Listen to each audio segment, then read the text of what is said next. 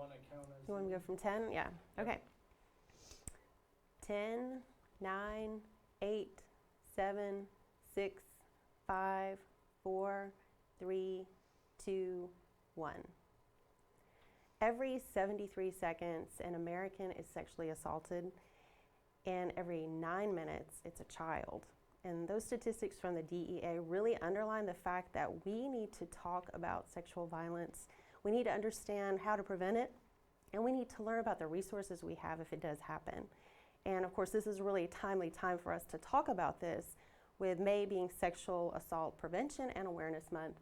And I'm Micah Terrell. I'm with 91.9 Public Affairs and APSU TV. Joining me today is Jack Ohmes, and he's with the Sexual Assault Center in Nashville. And he's joining us to help us talk all about it and unpack everything that we need to know about sexual assault. So Jack, thanks for joining us today. Thank you for having me. So let's start first about sexual violence can happen anywhere, anytime, and of course, any place. And college students can be targeted too, and especially they're vulnerable. The Rape, Abuse, and Incest National Network, RAINN, has a report about how it looks like 13% of all students, and that's undergrads and grads, experience some kind of sexual violence during their academic careers, which is pretty concerning. So why is it especially important, especially with new students coming on campus? What's important to talk about risks to them and being prevention? Absolutely, yeah. So we know anyone can be a victim or a perpetrator of sexual assault, and there are trends, and we know obviously there are people that are disproportionately affected by this issue, but we also know that power dynamics play a huge role in this problem. Specifically, freshman, first-year students are more at risk for being harassed or assaulted just because they're the new one on campus. They don't have information about what's on campus, or they don't have that community to help them get through this or anything like that. There's so many different layers to how that looks. And so a huge part of it is the power dynamics, and a big part of prevention is giving people education to kind of stop something from happening before anything even starts to escalate at all. Right, definitely. And I wanted to talk to you about another vulnerable group among the students, LGBTQ community, transgender and gay students.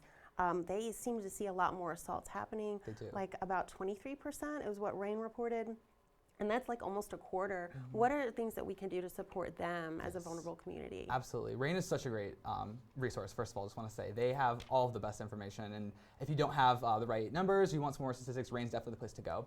And in terms of LGBT students, we do know that they are disproportionately affected by this. Really, any of the isms and the IAs, I mean, sexism, racism, xenophobia, homophobia, transphobia, any of those things are going to play into sexual violence and sexual assault. We know actually it's 47% of trans people are sexually assaulted at some point in their lifetime, which is almost half of trans people, which is not okay and not acceptable in any way, shape, or form. We also know that LGBT people are disproportionately affected by intimate partner violence. Thinking about whether that's physical violence, mental violence, manipulation, anything like that, in terms of like a close partner. And so we do know that these people are disproportionately affected by this. And like I said, a huge part of it is having that education behind what this looks like and the resources to be able to offer people, as well as just being a supportive person, saying, hey, I stand with you, I'm here for you. Yeah, and I think there's, again, a lot of that needs to happen still, so we need to talk about that too. Absolutely. Here at Austin P, let's talk a little bit about what we're seeing. Our most recent crime report show we had about 3 rapes reported on campus in 2020. That's the most recent report that we have. Now, what should somebody do if they find themselves in that situation where they need to report? Obviously, reach out to law enforcement and contact them first. How should they proceed, and how does the Sexual Assault Center help support them? Absolutely. So when it comes to a victim survivor, we always want to give them complete autonomy over their body and their choices. So anything that they choose to report or not report is completely up to them. That means they can call law enforcement first if they'd like. They can also call the hotline, the SAC hotline, which I also am going to shout out real quick and give everyone the number for that. As you're listening to this might be triggering for some people or bring up different feelings and past experiences. So this is a hotline that's 24/7. You can call it at any point in time and get either just some help in terms of like support, or if you're in the middle of crisis. That phone number is 1-866-811-7473. And sorry, can you repeat your question again? I'm sorry. No, that's okay.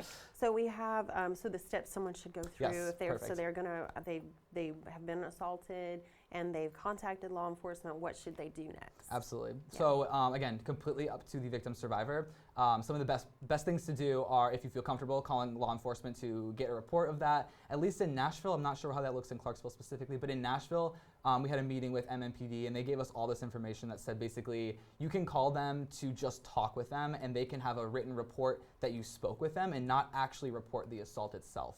That means you can kind of, if you don't know what you want to do, you can report that and have that documented, and then you can come back to it later after you have a more clear mind or you have a better idea of what you want to do. On top of that, always calling the hotline, like I just gave that number. I'll say it one more time, 1-866-811-7473. It's a great resource. And then in terms of finding people around you that can support you, it's a really, really big part. And we don't want to re-traumatize people. And a big part of that is having people around you that can say, I believe you, and this is not your fault. And then also saying, how can I help you? And helping connect them to the appropriate resources.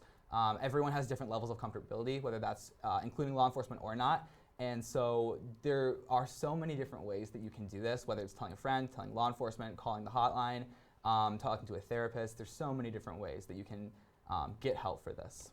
Yeah, and that's great that there's so many options too, because like you said, everybody handles things differently and Yes, deals with that trauma exactly. differently. So yeah. So again, if you're just tuning in here to 91.9 FM and APSU TV, this is Jack Ohmes, and he's from the Sexual Assault Center. He's their statewide training specialist, and I'm Micah Terrell, 91.9 FM and APSU TV. So let's talk a little bit about COVID-19. Obviously, a lot of people are still dealing with that, and obviously it placed a heavy load on the medical community and also rape survivors too, and it forced a lot of people indoors and into isolation. The American Bar Association has a report that says that fewer sexual assault victims reported rapes or sought treatment or help.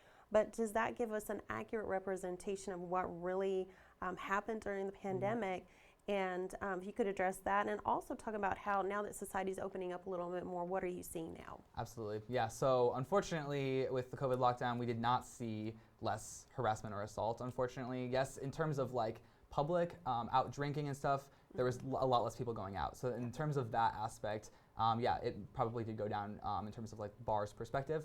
But when we look at people being stuck in the house all day, every single day for that many weeks or months on end, that's unfortunately where we saw a lot more intimate partner violence. We saw a lot more violence between couples and people cohabitating and people in family members as well, whether that's just a partner or an actual blood family member. So unfortunately, we did see intimate partner violence cases go up, and we did actually get a increase in all of our hotline calls as well. And so we do know that just because people aren't out in public doesn't mean it's not happening, unfortunately. It's just happening behind closed doors. And let's talk about the different kinds of violence, because you know, some people don't know there are different varying degrees. Obviously, Yes. sexual violence itself is horrible, but could you talk about that too? Yeah. Talk about the different kinds? Absolutely, yeah. So sexual violence, is think of it as like an umbrella, and that's the umbrella term to kind of describe everything underneath it.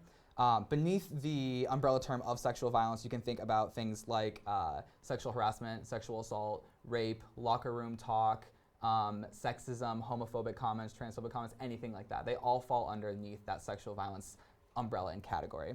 And so when we talk about statistics, it's always important to see what it's actually measuring. Sometimes I'll have people in my trainings will be really confused about what I'm trying to say, and we have to go back and say, no, this first one is measuring sexual harassment, where this next one is actually measuring assault, knowing that they are actually different things, but a part of the same umbrella term, if that makes sense. I've mentioned intimate partner violence, that's a huge one. And really anything that is forced, coerced, or manipulated against your will. That's how we define sexual violence, is that it's forced, coerced, or manipulated, and it's against your will. Right, and then let's talk about consent, because obviously there are times that drugs or alcohol play a factor, and if someone is not able to, because of drugs or alcohol, or both, not able to give consent, that's, again, a big concern too. So let's talk about consent and how important that is too. Absolutely, yeah. So consent can't be given or established under the influence, and we actually look at consent as a 5-pronged term. And so there's a really great acronym, it's FRIES. We all love French fries, and so really easy to remember. F stands for freely given, R stands for reversible, I stands for informed, E stands for enthusiastic, and S stands for specific. Basically what that means is consent has to have all 5 of those things in order to be true consent. If any one of those things is missing, it's not true consent. Going back through them, it's freely given means you're not forced, coerced, or manipulated, like we said before. It's reversible, meaning you can take it back. You can change your mind at any point. It's informed, meaning you know what you're going to be involved in, and you're happy and comfortable doing that. you're enthusiastic, again, you're happy, and you want to do those things. And lastly, it's specific, meaning you know contraception or STD status or anything that you would need to know to be able to consent to something with the knowledge that you need to have. And so it's a really great way to think about consent and know that it's so much more than just a yes. It has to be a yes, a verbal yes that explicitly includes all 5 of those different things. Right, very more complex, and yes. definitely good to emphasize, yes. if I could talk. Right? So along those same lines, the Me Too movement helped bring to most everybody's attention about consent and, of course, sexual assault and harassment. The Me Too movement's in its 5th year now. Doesn't seem like it, but it's come a long way. What do we still need to do, though? Obviously, where the conversations are happening more frequently, but as a society, what do you think where we need to go now to help with that? Yeah, so Tarana Burke, the founder of the Me Too movement, she is so awesome. She inspires me so much. And I've worked actually closely with her with one of our programs at the Sexual Assault Center, which is really cool, really exciting. And I think her big focus right now is to kind of speak and give a voice to the marginalized people that have been left out of this conversation historically. The Me Too movement was originally, Tarana Burke is a black woman, and it was originally started by a black woman for black women, and kind of got co-opted by Hollywood for a minute, and then Tarana was like, no, this is for everyone, came back out and was like, I still need to be speaking for my people of color, but at the same time, this is for everyone, all women, all men and non-binary people and transgender people, anyone that falls under this umbrella that have experienced sexual violence. So my personal perspective after speaking with Tarana and having meetings with her is just that we need to be very inclusive and making sure that we're focusing on intersectionality. Yeah, and that's great that you got to really personally speak with her. That's amazing. Tell us a little bit about the conversations and then the training that y'all worked on. Absolutely. So I am working on, the 2 main programs I work on at the Sexual Assault Center are Safe Bar and Safe Tracks. Safe Bar is, I can read y'all the mission statement to kind of get a better understanding. So the mission of Safe Bar is to work with local bars and restaurants in raising awareness about alcohol's role, because we know alcohol does play a role. People use alcohol to facilitate sexual assault.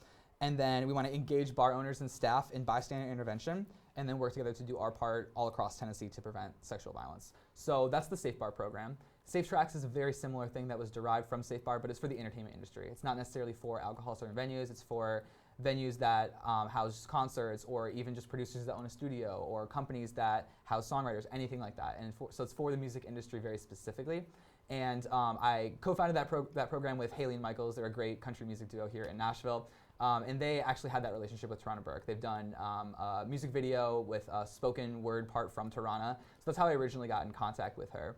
And she was so supportive of the program. I read her book Unbound recently, and she talks a lot about the different dynamics that play into this. And I believe she was actually in the Bill Cosby documentary as well, and talking about all the problems that has. And she's so cool and so inspiring, and she motivated us and basically told us what you're doing with Safe Tracks, trying to certify people to be able to be safe environments and inclusive environments for people to follow their dreams is very needed, because we do know there are so many different, not only does alcohol intertwine with sexual assault in the bar world, but we have so many different dynamics in the music industry and entertainment industry world that specifically intertwine with that. Definitely, and as again with Nashville as the hub of that, that is a very good place to have that, and that's an awesome thing. How long has that program been going on now? The Safe Track program? So we actually founded it in 2020, and we are officially starting it up, I think, next month. And so that's actually how I first got involved with the Sexual Assault Center, is through the creation of that program. And we've been hard at work building it up. We actually have a really cool main sponsor funder. I'm not sure if I'm supposed to announce that yet, so I'll keep it a secret for now.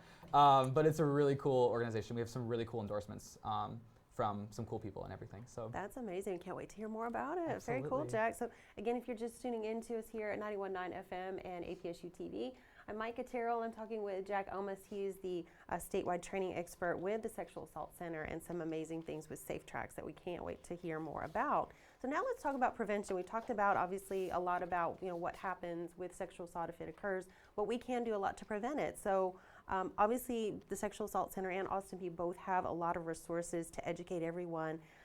Tell us all about, first, let's talk about the website. It's amazing. There's a live chat option. There's the little need help now, little drop-down tab that has all these cool things. and then we'll get to the crisis hotline again. So yeah, go ahead and tell us about the website first. Yes, so the website's really great. We have different tabs for all of our programs, all of our trainings, all the different resources that we offer. So people, and actually on our homepage, there's like little buckets of each individual department. So people can find out exactly what we do and exactly what we offer through that. I would say that the prevention on the website is very easy to access because not only do we have that hotline like we've mentioned, I'll get back to that number in a minute, we have that not 24/7, but we do have an online chat function that is open, I believe it is 7 a.m. to 11 p.m. Every single day. And so if someone feels more comfortable chatting it, typing it out, not speaking it out loud, or they're in an environment that doesn't allow them to do that safely, maybe they are in public or in a classroom or around the person that is doing it, they have the ability to chat and get help that way. So we really want to be as accessible to people as possible, and ideally we'd be able to have that chat open 24/7. But hopefully, maybe eventually, yeah. yes. So yeah, but then the crisis and support line, again, we mentioned at the outset, again, the 1-866-811-7473, huge resource too for parents and Yes. for young people. So tell us all about that Yes. too. So yeah. the important thing to note with that is that you do not need to be in the middle of crisis to use that. It's crisis and support, meaning you can be in the middle of crisis and need to get information right then, but it can also be for friends or family members that want to learn how they can better support someone that has gone through this. It can be as simple as, hey, I have a couple questions, can you just answer this for me? Or it can be as serious as, hey, this just happened to me, I'm out in public, what do I do? And so it's really diverse, really open to anyone that is going through this. And because we know sexual violence doesn't just affect the victim, it affects the victim's friends and family and their whole community, that hotline is support for everyone, really. And I bet that's probably really busy too. Yes. And you mentioned that you're seeing more calls, and through the pandemic, and Yes. probably.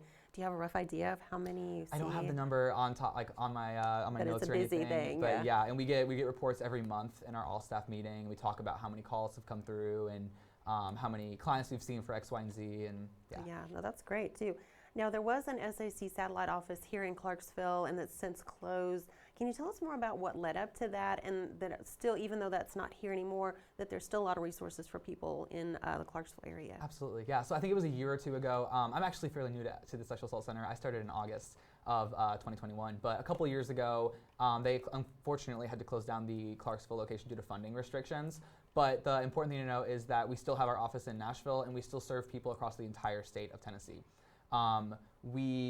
It's like I said, my position is the statewide training specialist, so I really focus on everything. And we're only about 50 minutes from Clarksville. My office, it pretty much took me 50 minutes to get here this morning, without traffic, obviously. But unfortunately, we did have to close down, but we want to be super clear that does not take away people's availability to access these resources. And we're more than willing to either work with you directly or help you get referrals or other resources that are in the area. Right, and that's what I was going to say. That's great that you have a relationship with everybody to help with that. Absolutely, right? yeah. If anyone that's listening has questions about anything that I'm talking about, they can call the front desk and ask the questions, and then they can also get in contact with a client navigator, and the client navigator can help place them in the right places for them. Very cool. So that's, yeah, and that's awesome. And in case you're a student here at Austin P, we have the rape aggression defense classes. Those are every spring semester they're offered, and you can take those and learn, again, prevention, which is super important. And then we also have, of course, police are always a phone call away, and we have the blue boxes around campus. I don't know if you saw those. Yep. With those little bright blue lights, but if you need to reach the police department to schedule a group session for the rape aggression defense too, that number is 931-221-7786, and of course call 911 right away if you need help and you can't get to them. Get to that blue box. So what else do we need to talk about, Jack? We've talked about a lot about what to do in case it happens, prevention and awareness. What have we not discussed that you'd like to talk about? Absolutely. I have a couple things I definitely want to hit. So if you are a friend to someone that has gone through this and someone comes to you to disclose this information or ask for help, it's really scary. You might not know what to do, you might not know what to say, but there's a couple things that you can definitely do and say, and you can really focus in on these. Main one is that I believe you and this is not your fault. We don't want to re-traumatize people, and we know that I forget the exact numbers, but the first person that a victim survivor tells about their experience invalidates them or makes them feel not believed, they're actually not going to go forward and tell people going forward. So it's really important that even if you don't know this person, if you're out in public or you're a bartender and you hear this kind of stuff, that you are being supportive of them, because it's not our job to play police. It's not our job to play a detective or anything like that. We are here to simply be supportive for these people. And if you don't know what to do in the moment, if you see something happening, we have so many trainings that we can offer through SAC. And one of the big ones I want to hit is the 5 Ds of bystander intervention. Basically what those are 5 individual tactics that you can use in different scenarios, knowing that every scenario is going to look different, to comfortably intervene, keep yourself safe, and help someone out of danger. So that's like the biggest part of my trainings that I do, are the 5 Ds, because people don't understand how many different ways you can intervene in a low-key way. I'll run through those really quick. So the 5 Ds are direct, which just means, hey, that's not cool, stop that. Delay, which means I don't sense immediate threat. I'm going to check in with this person later, or when this person goes to the bathroom or anything like that, I'm going to go back and check later. Delegate means asking other people for help, saying, hey, I do not feel comfortable because of my identity doing this. Will you help me step in to do this? Distraction is my favorite one. That's the chaos method, meaning you can do anything. You can pretend you're drunk and knock over a drink. You can fall on your book bag right in front of someone to divert the attention away. Anything to cause chaos, to distract the situation from happening. And then lastly is documentation, meaning recording or anything. And we always say this one last because it doesn't actually prevent anything from happening in the moment. It may prevent something from happening in the future, but all it does is document that it is happening. So that one is more of one that you want to use in conjunction with the other ones. Those are all really great. I like the distraction one. That was great. To really get somebody's attention and get them away from that. So yeah, so that's great.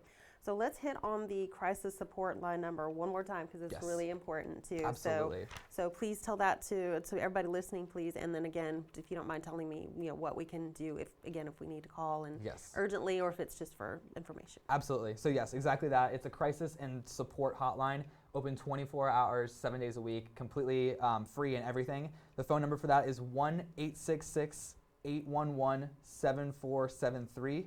Or RISE, if you have the little letters on your RISE, and like I said, it's crisis and support. You can be someone going through something in the moment. You can be someone that has gone through something in the past. You could be a friend or a family member asking for more information, asking for what resources are around you, asking how you can help. It's so open-ended that you don't have to be scared to call this. And if you don't want to talk on the phone, we do have those chat options that are linked right on our website. I think if you go to, it's sacenter.org, it's right on the top. You really can't miss it. Exactly. That was my next question. Tell us your website, sacenter.org. Yes. Right. So yes.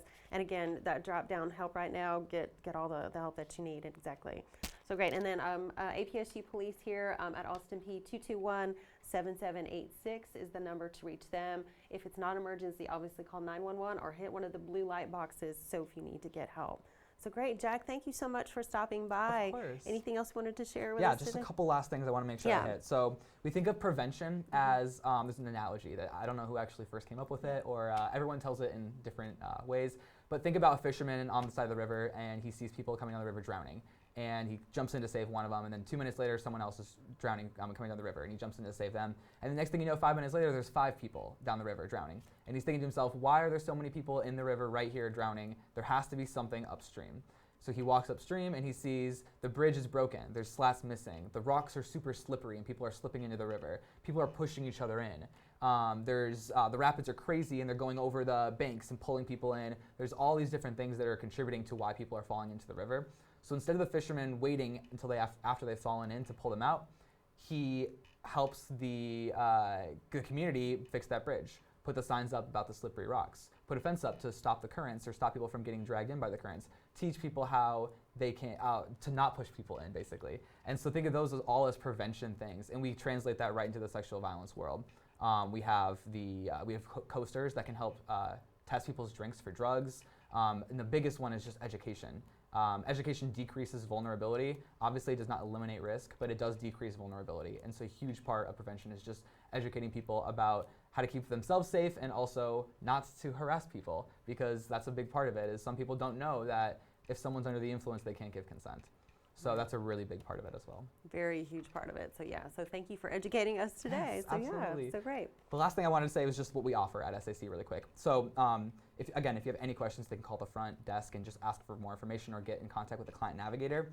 But we have advocacy services, which mean people can accompany you through medical, police, or court procedures, as well as be a supportive crisis intervention method. And they'll just help support you through all the systems, basically.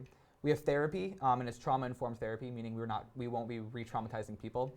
that uses very current research and then provides healing for a whole person, all ages, and it can be a past assault that they're dealing with now, something more recent or present, and then they're asking for help in the moment. And again, call the front desk if you have any questions about that. I'm on the training team specifically. We do a lot of prevention and community outreach, and we regularly provide these free trainings across the whole state of Tennessee. We can do Zoom, we can do in person, all of that. And like I said, training can decrease vulnerability, but does not eliminate risk. So it's just one additional thing, like maybe putting the sign up that says slippery rocks is one example of what training can do. And we really want to just help to build that community of people that want to build a better world, if that makes sense. And then lastly, we have the Safe Clinic, which people can come. It's on our campus at the Sexual Assault Center in Metro Center in Nashville. And it's a safe place for victims that they can come and get a medical legal exam or a rape kit. SAFE stands for Sexual Assault Forensic Exam. And these are free for anyone 16 and older. If they are 15 and younger, we send them to a different organization called Our Kids, and they're great. We just don't have the ability to serve 15 and under, basically. But just some information on that is, again, completely free, and they just need to be coming in 120 hours after the incident, or 24 hours if it's an anal assault. And we always say, don't wash your clothes if you can, don't take a shower if you can, whatever. Try to keep all of that evidence with you if possible. And it's a very trauma-informed and relaxed space. We have, like the bright fluorescent lights. We don't have those. We have little fake palm trees in the lights, so it's kind of like a canopy above you, trying to be very relaxed and calming, and not just a sterile, bright, scary hospital, if that makes sense. And if anyone's listening that wants to be a volunteer, we have a whole bunch of options for people to get involved and become medical accompaniment partners and part of the medical accompaniment program, and accompany those people as advocates throughout the systems. Yeah, and there's obviously definitely a need for those volunteers, for Absolutely, sure. So so great. So Jack Ohmes from the Sexual Assault Center, thank you so much for stopping by and sharing that with us. Again, it doesn't hurt to say one more time, the crisis support line, 1-866-811-RISE, or 7473, and our APSU Police Department, 221-7786.